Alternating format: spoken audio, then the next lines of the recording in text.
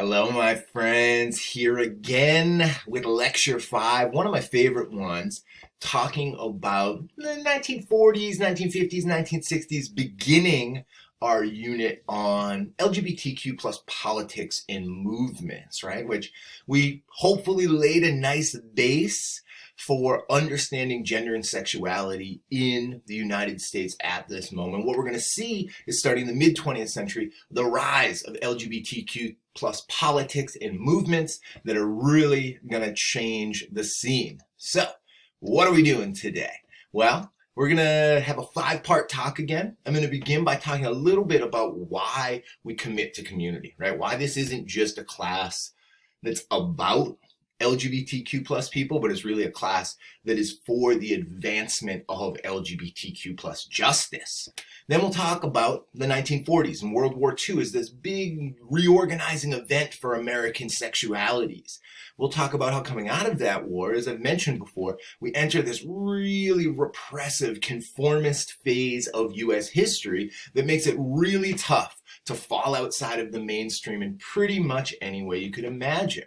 Then we're going to see in this moment, these really confined circumstances, the rise of the homophile movement. The homophile movement comes before gay liberation, sets the ground for gay liberation, but it's also, as we're going to see, the movement against which gay liberation defines itself, right? As something that is going to do something very different in terms of the direction they take LGBTQ plus politics and movements. We've got a chapter from transgender history, right? So read that on trans liberation, weave it in with this, right? I'm not going to cover everything Stryker talks about. I'll make reference to a lot of it, but there's a lot of details she covers that I don't, a lot of details I'll bring in that aren't part of her narrative. We also have 2 primary document readings, okay? And so this is our first attempt at reading some historical documents, right? So 2 pieces from the early 70s that are going to be important, and I'm assigning them now because they're good for you to read before we go into our next lecture about the difficult decades, about stresses and cracks and fractures and everything. So that's the plan for today. Hope you'll join me for it. Let's begin by talking about why we commit to community here.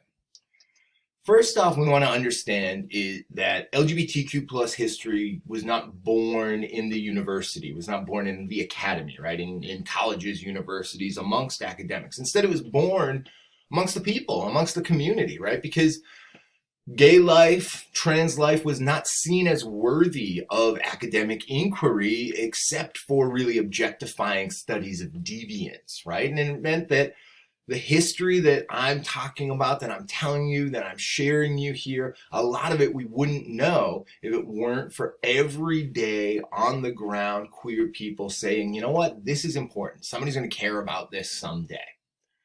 Then, right, what we see, right, and so that process is happening from the very start. But starting in the 1960s, we see that people, and first we start to really hear the voice of gay liberation in many ways in colleges and universities, where students, faculty, staff are all fighting to get education that's relevant to the community, right? And to get support services, right? So we have LGBTQ plus Western, right? And hopefully you know Langley, hopefully you know that office, right?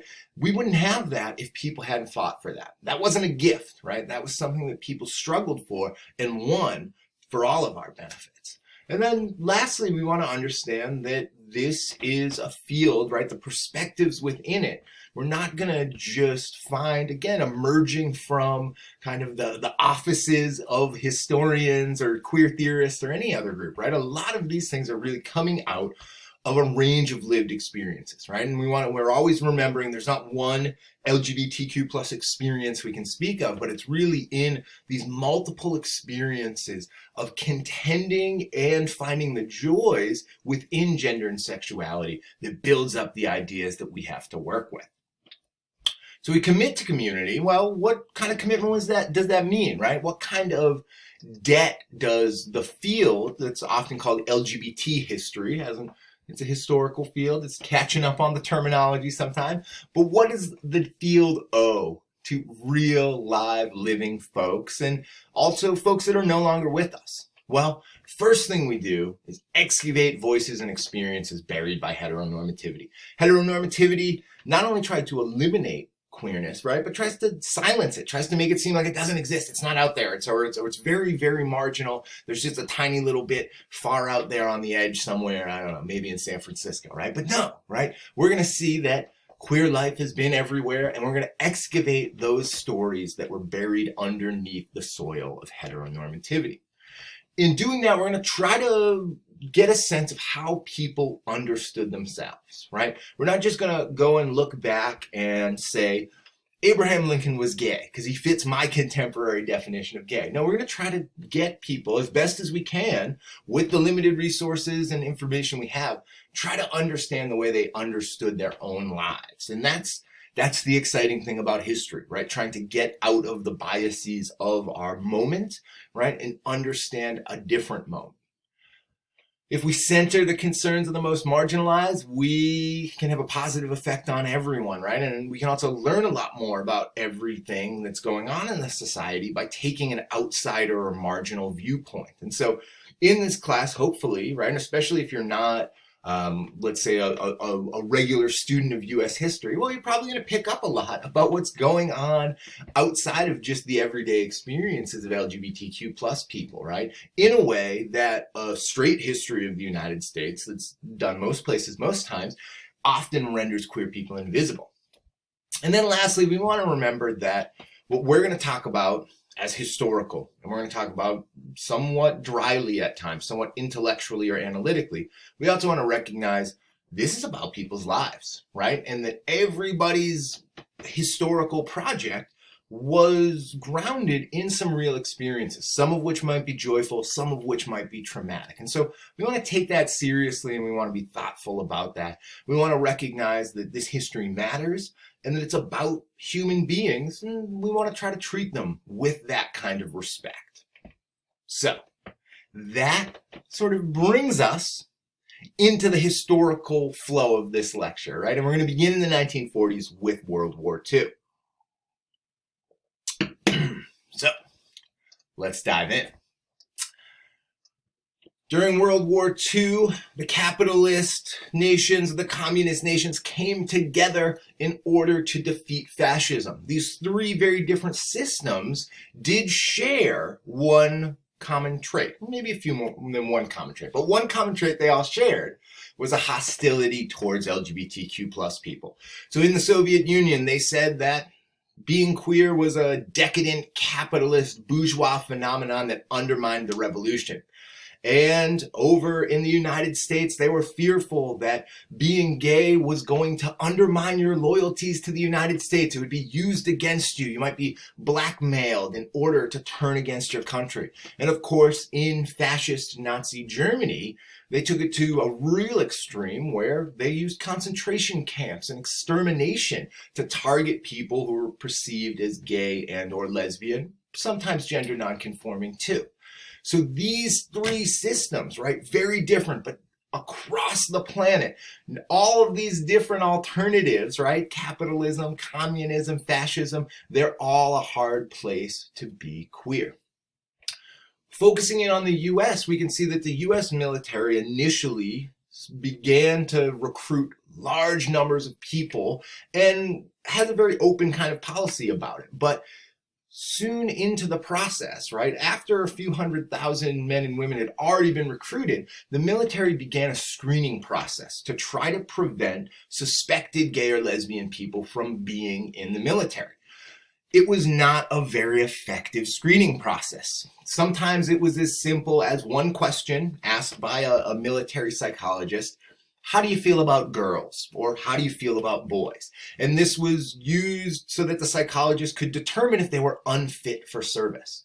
This is not a very scientific screening process, right? And none of the things that these screeners were using were really grounded in any kind of factuality, right? So it meant that a lot of people were in the military who were gay, and a lot of young people joined the military and then met other people and decided to either pursue temporarily or long-term a variety of attachments, right? A lot of different things going on that the military all sorts into this category of unfit for service.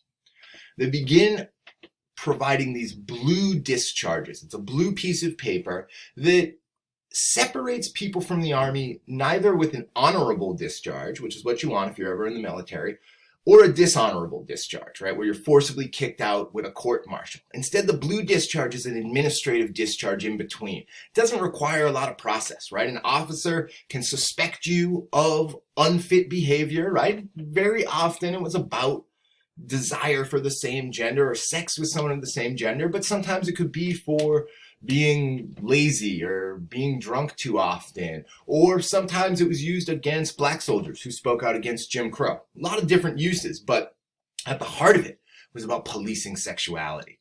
So in the wake of the war, the first major national gay rights organization is formed by honorably discharged gay and lesbian veterans. They call it the VBA, the Veterans Benevolent Association, right? Slipping under the radar, right? They don't want to be known necessarily by everyone as a gay group, but they're a group of veterans who are advocating for their brothers and sisters who were kicked out of the military for their sexuality and consequently can't access any of the benefits that veterans were receiving otherwise. GI Bill, the VA, all of this, right? So the VBA is an important beginning point in this process of gay and lesbian people connecting with each other, forming organizations that then are going to publicly advocate beyond just individual cases for the whole community. Let's take a look at a few pictures from World War II to bring it to life. World War II is a rich topic, and I highly recommend the documentary Coming Out Under Fire or the book Coming Out Under Fire if you want to learn more about this. But these images give us a few things to think about here, right? So first off, we can see in the top left some drag entertainment at the USO, right? And because the military created these homosocial all-male environments, what we often saw was that cross-dressing was not only allowed, but was really encouraged. Certain soldiers had to put on these theatrical performances that were about gender crossing in order to entertain and delight their fellow soldiers. We see two different ads here for recruitment for World War II, right? And we can see that though a lot of women were very necessary for the war effort, the recruiting material really focused on the way in which women participating in soldiering was unfeminine, was seen as a potential threat to their gender normativity. So again and again, the recruiting ads for women try to reinscribe conventional femininity. Of course you can marry. Join the military. It's just a temporary thing to help your country, and then you'll get married and be a regular old plain heterosexual afterwards. We can see that a lot of the advertisements for men focused on masculinity and focused on making you a man. This can be used in a really kind of cis-normative way, but is also something that creates, again, this environment with a focus on the stripped down male body that can be really appealing and exciting, right? And so one person might see Man the Guns, that poster, and say, I want to be that guy, right? And somebody else might see it and say, I want to be with that guy. In the bottom right, we see one of the few pictures from a concentration camp where Nazis were attempting to exterminate the gay population of not only Germany, but all of the empire. And that you can see on those men there a downward pointing pink triangle, which was a sign used to mark those particular prisoners. And it's a sign that's later going to be taken up and repurposed for the kind of reinvigoration of LGBTQ plus politics. So that's the war, right? And again, briefly, right? We're not going to learn everything about World War II here and today, but we're going to move forward into thinking about the post-war culture, one in which that despite all the contributions of gay, lesbian, and trans people during World War II, what we're going to see is a real backlash against any form of gender or sexuality that isn't really narrowly conformist right down the middle. And so what we're going to see is the post-war culture is a really challenging place to find community. And one of the few places that people do is in the bar scene. Seattle, 1940s, there's no gay organizations, there's no gay stores, there's no gay clubs, but there are the bars. There's the Garden of Allah, right? There are a few tiny little spaces where you can find people and connect. The bar scene is a really important part of 1940s, 50s, and 60s gay life. And it's also a space where we can see a lot of the problems and tensions that the community is facing. So the bar scene of the 1940s and 50s tended to be highly regulated, right? We can remember those sumptuary laws, those laws against cross-dressing. Those were enforced really harshly in a lot of locations in ways that encouraged gay bars to be very gender normative spaces. A lot of them, in order to stay open, to stay in business, to avoid a raid, avoid arrests and violence, it meant that they had to be a respectable joint, right? And so you can read Gay Seattle, you can read Midnight at the Garden of Allah, a lot of different things about the tensions around, okay, can we have dancing, right? Can we let men dance with men or women dance with women in this space? Or does everybody have to be seated, right? Should we allow tables to just be filled with women? Or is that something that's going to draw negative attention? There's a lot of focus on being respectable. That means that there's a lot of negative attention on being too obvious.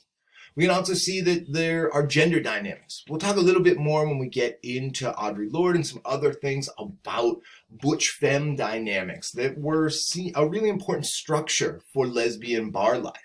They were also sometimes used, again, to police ideas about gender, right? So in a strictly regulated kind of butch femme subculture, people who weren't clearly butch or femme would be seen as kiki, would be seen as falling outside or switching back and forth in a way that was considered gender non-normative, was considered unacceptable within this community that's already kind of facing repression and facing marginalization. And then, of course, there was a lot of racism, right? And so if we look at the bar scenes, what we can see is that it was just as racially segregated in many ways as the world around it. Another topic we'll take up a little more when we talk about Audre Lorde. At the national level, a lot of really bad things happened in the early 1950s if you wanted to live your life as you saw fit. And a lot of this is kind of collected under the term lavender scare. So in 1950s America, there's a lot of fear about communist infiltration, about the Soviet Union, about the Cold War going on, and there's a Red Scare, right, where people are searching around every corner looking for communists who may or may not be there. Well, the lavender scare preceded that, right? It was this witch hunt to root out gay and lesbian people in the federal government and perhaps everywhere in polite society. It leads to a lot of firing of government employees, some of whom are going to go on to be important homophile activists, some of whom, though, weren't gay or lesbian at all. Some people who were just fired based on innuendo.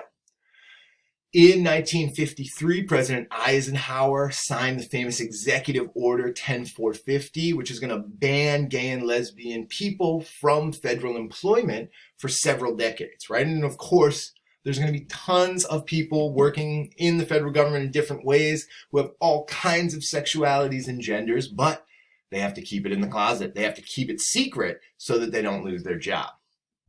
This is tied in with some other legal and medical changes that are important. We're not going to obsess over every bad decision and every way in which heteronormativity attempts to control and oppress people, but it's important for us to understand, right, the ways that things like immigration policy as well as psychology and medicine have been used to wage war on queer people. So in 1952, the first diagnostic statistic manual, the kind of Bible or dictionary of the profession, defines being gay as a sociopathic personality disorder.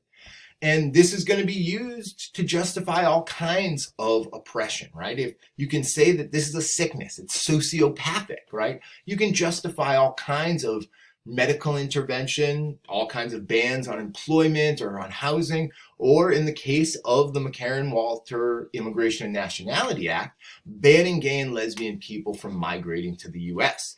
And that's also going to mean, because it's put into place after there are all kinds of migrants who have all kinds of sexualities who've come in, we're also going to see people being deported on the basis of the government saying, no, you are gay, you cannot be an American, you can't even be in this country. All right, and so this is a rich topic to examine deeper, more in another place, another moment.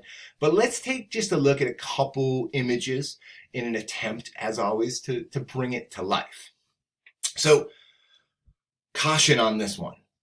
It's a joke, right? So this is a joke, and it's an old joke, right, from the 1950s. And so sometimes I share it and I think it's funny, and then people don't get it, and I feel like a big old gay history nerd. So what we want to see here is that these couple images from 1950s lesbian bar scene, you get a sense of butch femme looks. You can see the way that butches at that moment really embodied that particular normative masculinity of the 1950s. You can see in the top picture, the way that they hold their drink the same angle, how the lapels are the same. And in the bottom, we can see some butches and femmes sitting together, hanging out at the table. What we see on the side here is a joke that a customer put up at a gay bar that treated their customers like they weren't very welcome. And this was really common because most gay bars weren't run by gay or lesbian people. Most of them were run by the mob. Most of them were run by people who wanted to make money off of gay and lesbian people. They didn't really care much about the community, right? So these rules and regulations are a number of jokes about the mistreatment of customers and about the different stories that women might tell in order to justify to a police officer, to the public, their presence in this place, right? And so one thing was to say, oh, well, why are these two women together? Why are they so lovey? Well, mother and daughter, right?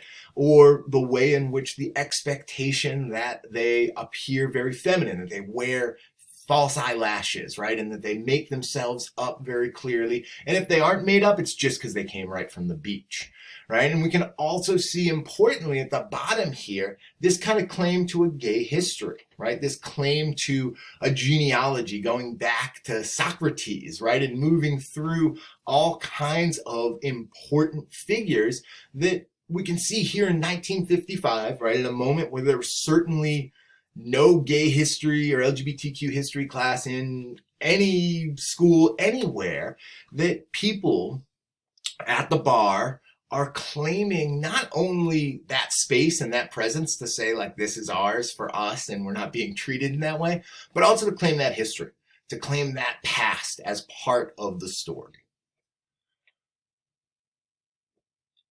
We're going to keep moving here to talk about what rises up in response to this really repressive environment, which is the homophile movement. Okay, and so the homophile movement, we're not going to learn, again, every little thing about, but we're going to try to recognize their really foundational importance. And there's a lot of details here again, but I want us to identify some of the key organizations, publications, and players. And then if you're interested, you can dig in more on your own.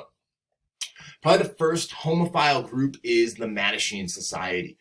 You can see in these first groups, Mattachine and Daughters of Bilitis, that there's a very obscure kind of name, right? They use these old Greek and Roman terms to kind of disguise what exactly the group is about, because what they're doing is subject to so much surveillance and oppression. The Mattachine is formed in Los Angeles, mostly at first by communists, by radicals, by underground kind of people who want to form a somewhat of a secret society and organization. But Mattachine is going to move more towards a mainstream homophile approach and a more liberal reformist approach as time goes on. Daughters of Bilitis is founded a few years later, and it's probably the first lesbian organization in the country. Daughters of Bilitis are going to play a key role in navigating the relationship between gay liberation and feminism in the late 60s and 1970s. ECHO, the East Coast Homophile Organization, is important because it's the first homophile coalition, right? Bringing groups from Boston all the way down to DC into one semi-coordinated conference, right? And so Mattachine, Daughters of Bilitis, they had some chapters scattered around the country, but they didn't have a lot of coordination. ECHO is the beginning of trying to work towards coordinating these homophile groups to put political pressure on the system. In Seattle, right, there was a brief attempt to form a Mattachine Society chapter in Tacoma. It didn't really come together, but the Dorian Society, which was formed in 1967, another one of these groups that's relying on old Greco-Roman terminology to both put it out there, but not put it out there too much. And we'll talk a little bit more about the Dorian Society in a minute, but it was one of these classic homophile groups that focused on the way that people who were outside of acceptable sexuality were not unacceptable people. They really focused on the idea that we're normal and we are not homosexuals, right? Because that just says that our whole life is about sex. We're homophiles, right? It's about love. And a big focus was on how people who were gay could be your neighbor, and people who were gay were part of the society already, even though the society was denying their existence, their presence, and their value. If you look at something like One Magazine, right, really great source into understanding 1950s and 60s gay life, one of the first big gay publications, and they won a key Supreme Court case about gay publications. The latter, another really awesome source for understanding this moment. It's a lesbian magazine, publishes for many years, a lot of really important contributions and insight. And then Drum, which is definitely, it's a little more of a modern looking magazine. It's a little more visual and it's a little more sexy, right? One and Ladder were both very concerned about putting sex out there in any way, and they focused on love. They focused on politics. They focused on human rights, right? And privacy. Drum was one of the first pieces to talk a little bit more about the joys of sex and sexuality and how fun it is to be queer. Last few things to see and think about with the homophile movement connected to these organizations, right? Harry Hay, really important figure. He founds Mattachine. He is also one of the founders of the Radical Fairies movement. He is somebody who is an important voice across the decades, always kind of holding the LGBTQ plus movements to account from a radical left perspective. Phyllis Lyon and Del Martin met in Seattle, and then they were like, you know, this is not a town in 1954 where two lesbians can really live their lives. So they moved to San Francisco, where they founded the Daughters of Bilitis. And they only recently passed, they were the two first women to be married in California when same-sex marriage passed there. Last but not least, Frank Kameny, fired during that Lavender Scare from his job as an astronomer. He became a leader in the homophile movement, and he coined the slogan, "Gay is good," right? Which is the key 1960s slogan, or the key homophile slogan. It's simple, right? In many ways, it draws off "Black is beautiful," right? Quite simple. Gay is good. And that chant is going to be a really important chant throughout the 60s.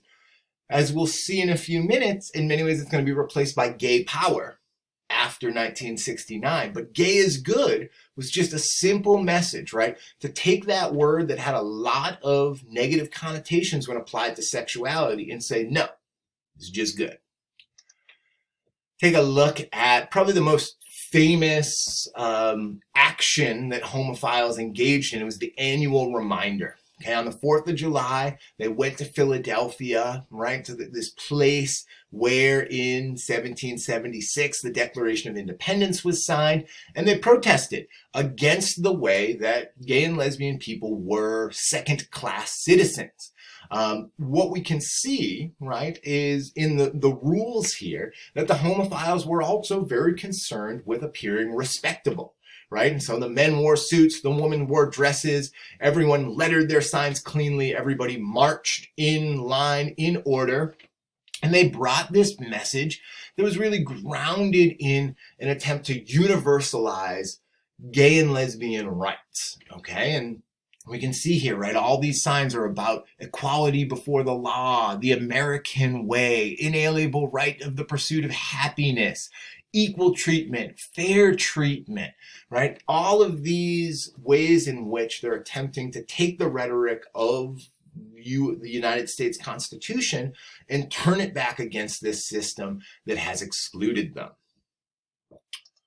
Looking more locally, right, and these are two really great historical documents for understanding Seattle gay life in the 60s, right? And even better in conversation with each other. So in September 1966, very famously, the Seattle Times reported that the homosexual problem was out of hand. This is one of the first moments, right, where we can see the mainstream media beginning to report on the community, right? And of course, in this very negative way, right? As this idea that Seattle was a place that was kind of like a second San Francisco, right? It was very tolerant and had a wild, big gay bar scene that suddenly was getting a lot more attention, right? The counterpoint to that comes the next year when Peter Wishern from the Dorian Society gets on the cover of Seattle Magazine, right? He's a local businessman and he is homosexual, right? This is an important moment, right? This is the coming out, right? Peter Wishern really provides that respectable face of the Dorian Society that exemplifies a lot of what homophiles aimed for, right? To depict gay and lesbian people as gender normative, right? So it meant that even though there were a number of people who were drag queens, who were gender rebels and non-conforming, right? They had to make them invisible, right? They had to say, no, this is about sexual preference, and in every other way, we're normal, right? And so now we want to understand that this is a problematic and limited kind of approach, right? But it's one that we need to understand in its context, right? We want to understand how it's a response to the conformist repressive environment of that moment. And we also want to understand that homophiles were sometimes in some ways doing really radical stuff, right? So a lot of LGBTQ plus people were incarcerated at this time.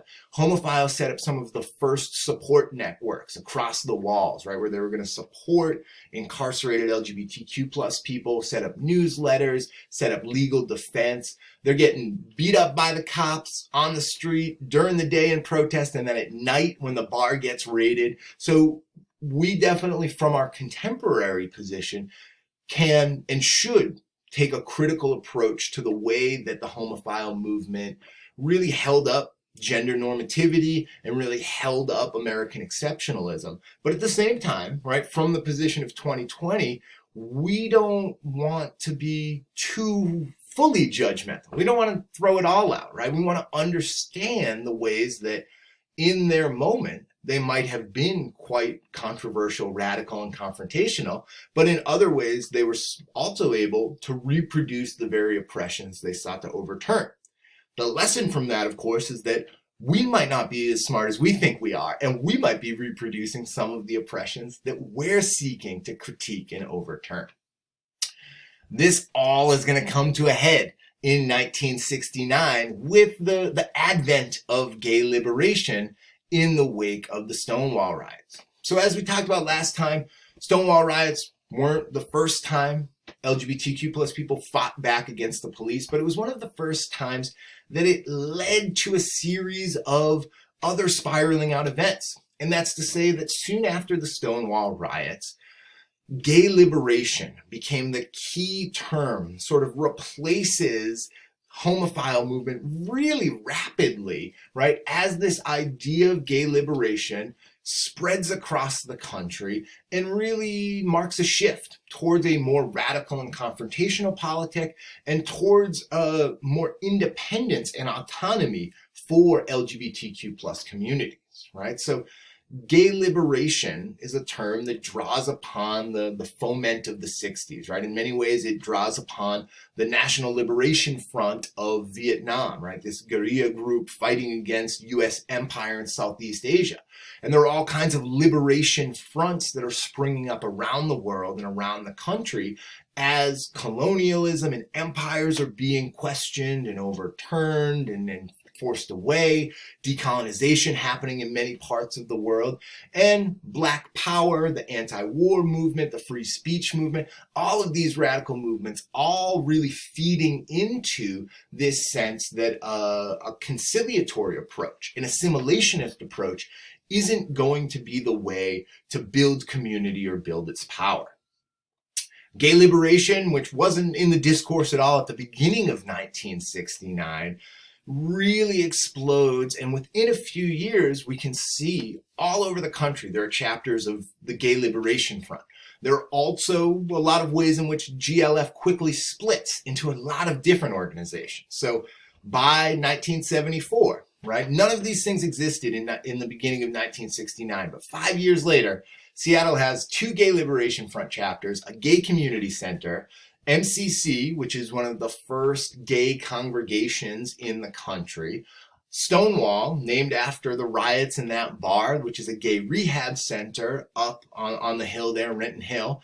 There are lesbian organizations that have separated from the GLF. There are gay bars, there are baths, there are bookstores. There's an expansion from that Pioneer Square mudflat bar scene up the hill into Capitol Hill, Broadway area, places that were very gay and were very much called a gayborhood. Once we get into the 80s, 90s, as we'll talk later, that's kind of under threat and under question in a number of ways. But what we see is that gay liberation is a really radical change, right? Sparked by this moment of the Stonewall riots, but way, way bigger than those riots, right? That's one weekend in New York City. Gay liberation is not only a national phenomenon, but it's going to spread around the world, right? And so there's going to be gay liberation fronts in London, and there's going to be gay liberation in Japan. There's going to be gay liberation all over the planet because of this moment in which the radical foment of the 60s, the repressive environment around gender and sexuality, and the actions of some really brilliant and inventive queer radicals are going to push this conversation forward. Let's look at some images to bring it to life before we wrap up for the day here. So a few early images of gay liberation. We'll start actually in the bottom left there. This is from the night after the Stonewall riots, and we can see that the Mattachine Society, this homophile group in Greenwich Village, put a message up on the board. They said, we, as this gay group, this established gay group, we're asking everybody to just be peaceful and quiet on the streets of the village. And this is kind of like writing your own obituary, okay? For the Mattachine Society, it was a demonstration that they were totally out of the moment, right? Where we could see young people of diverse genders, of a lot of different racial and ethnic backgrounds, a lot of different class statuses are coming together around the banner of gay liberation, right? And we can see that all over. It's tied in again with these movements that are happening, right? So a lot of the people involved are not just involved in gay liberation. They're involved in left-wing politics, anti-war politics, racial justice, a lot of different causes, right? And this really, it captures the spirit of the moment in a way that renders the homophiles looking really backwards, really fast, as they can't keep up with the Christopher Street Gay Liberation Day kind of radicals, right? We want to understand, and it's important for us to understand, that the term gay at this moment, at least in 1969, had a really broad kind of usage, right? It was used in the way we might use LGBTQ plus today. So we see in the bottom left, Marsha P. Johnson and Sylvia Rivera. We'll talk a little bit more about them in the next session, right? But they formed a group called Street Transvestite Action Revolutionaries who chanted gay power, right? They saw themselves as gay and trans. They didn't see, at that moment at least, a huge distinction between these terms. But as we'll talk about in the next session, we're going to see that the term gay is going to become more exclusive in ways that are going to push a lot of people out of gay liberation into multiplying kind of movements and multiplying positions. So let's review, World War II is a key shift, a hinge in U.S. history, right? It brought LGBTQ people together like never before, and at the same time was a moment where surveillance and violence increased. So we want to understand, huge resorting event. It moves a lot of people all over the country. They start to connect with each other. They're forming new connections, new relationships, new organizations within the context of probably the most hostile, homophobic, anti-gay, and anti sort of anything outside of cis heteronormativity culture that you can imagine. In this context, the homophile movement doesn't break with every convention of their culture, but really lays a groundwork for organizing and fighting against this system that is picked up in this rebellious spirit of the late 1960s by gay liberation that's really going to reshape politics and life, especially for LGBTQ plus people, but for everybody after the 1960s.